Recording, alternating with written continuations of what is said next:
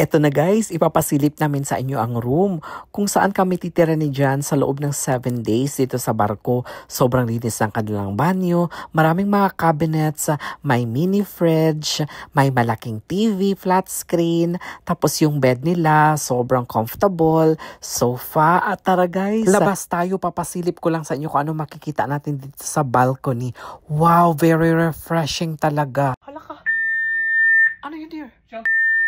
Get your net back. Alam ka, how to put this? You're gonna drown. How to put? Salbabida ba ito? It's only a drill. Put it back. Oh, akala ko may emergency. And on behalf of the entire New Staterdam team, welcome on board. And that's for your information only. For today's mini vlog, day 1 ng cruise namin ni John. At nagising na lang ako sa tunog ng sirena. Akala ko kung ano nang nangyayari. Drill lang pala yun guys, kaya naman pinagsabihan ako ni John. Pero sa takot ko, kinuha ko yung mga life jackets na nandito sa cabinet. At pinagsabihan ako ni John. Sabi niya, wag daw akong mag-aligaga. Tinry ko yung kanilang life jacket. Hindi ko nga alam paano ito isuot. I'm gonna be here. Your lights on. It's okay. Where do you want me? Guys, grabe. Nahihilo ako. Silipin ko nga sa labas kung bakit ako nahihilo. Oh, grabe. Tumaragasa ang lakas ng alon. Okay, tignan mo dear. Okay, I'm not coming outside. Ha? Hala ka, ganito guys. Oh. Tignan nyo. Hala ka. Oh. Hala ka dear. Tara, pasok tayo sa loob. Hala ka. Delikado. Sinabi ko kay Jan, tara pasok tayo sa loob dear. Kasi nakakatakot naman dito sa labas. Nahihilo ako. Loko kasi sobrang lakas ng alon. Sumaglit na muna kami dito sa isang store guys. At bumili lang kami ng pampakalma ng hilo ko. Kasi hindi ko na talaga kaya. Pagkatapos ay nag-dinner lang kami kasama ang kaibigan. Nagse-celebrate kasi sila ng birthday and at the same time anniversary.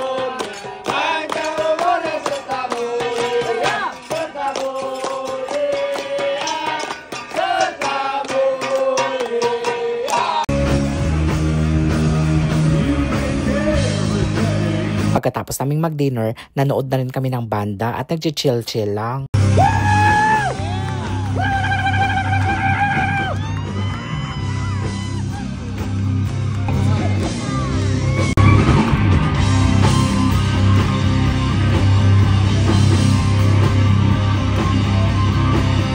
How's your first night? I'm tired. Ha? Nag-inuman pa yung iba naming mga kaibigan guys, pero nakapag-decide kami ni John kasi alas 10 na ng gabi, sabi ko matulog na tayo. Look for the even number. This is the even number. Sa unang araw guys, medyo malilito ka pa kung saan yung room mo kasi sobrang dami talaga ng rooms guys, sa totoo lang. Good morning guys! Welcome to Half Moon Cay, Bahamas! Ayan, so day 1 natin ngayon. Ayan, so ito yung first stop namin sa Half Moon Cay, Bahamas. Ayan, nakikita ko na yung lupa guys. Excited na ako kasi Bahamas, sabi nila, nandito daw ang may pinakamagandang dagat sa buong mundo. So, makikita natin yan mamaya guys. Mamimigay din tayo ng mga pasalubong sa mga kababayan natin nagtatrabaho dito sa barko. Hi guys, tara breakfast tayo.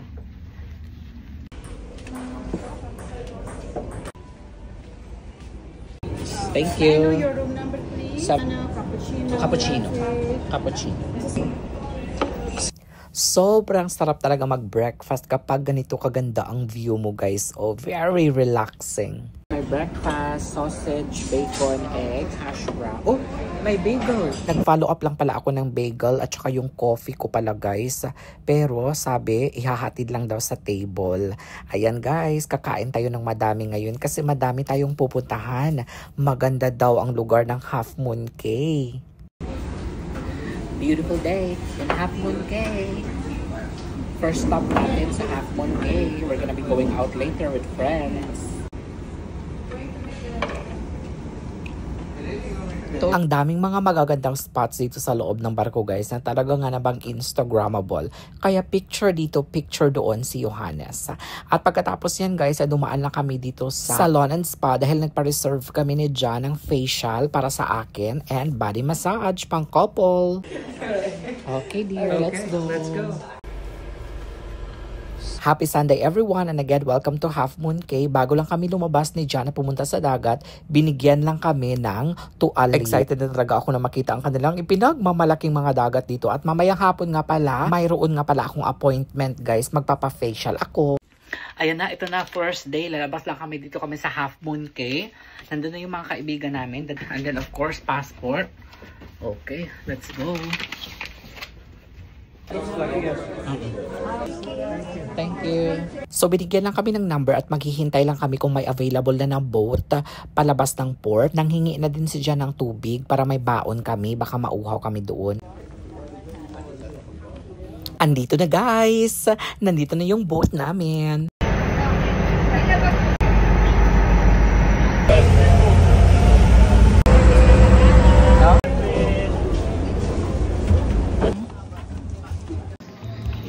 So, nandito na kami.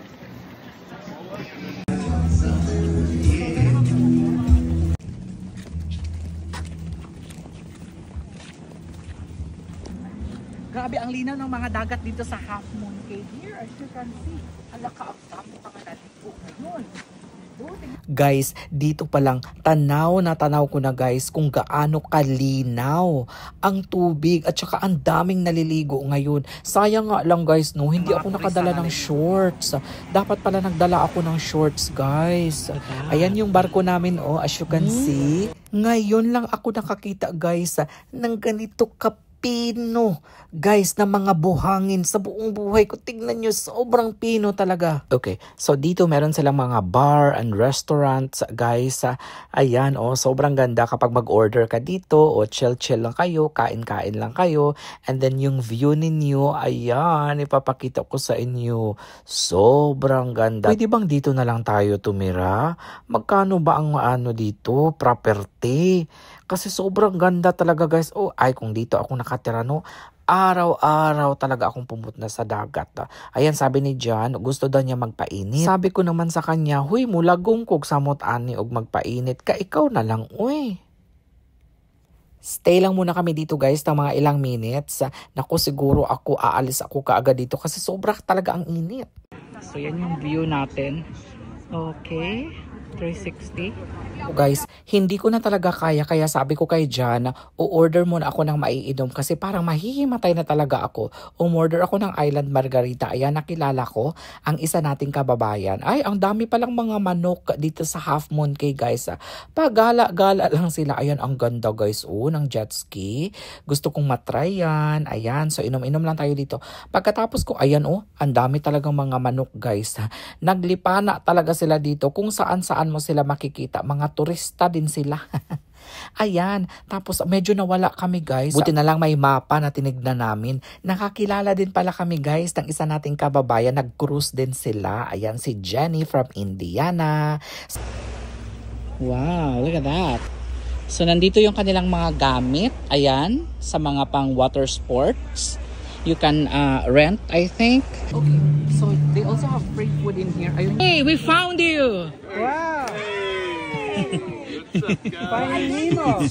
Finding Nemo.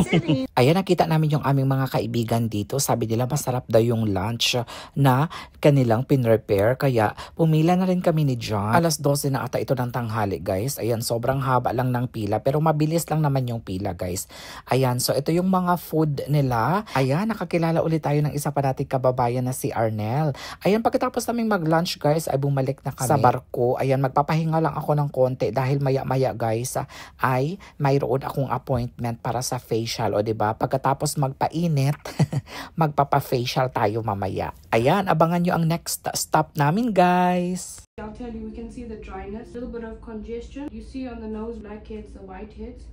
The resurfacing facial will be perfect. Did you say resurfacing? Resurfacing. Oh, they do that to the road. It seems like there's a lot of problem on my face. Can I get a face replacement instead? No, you're really beautiful. Unfortunately, no face replacements in this spot.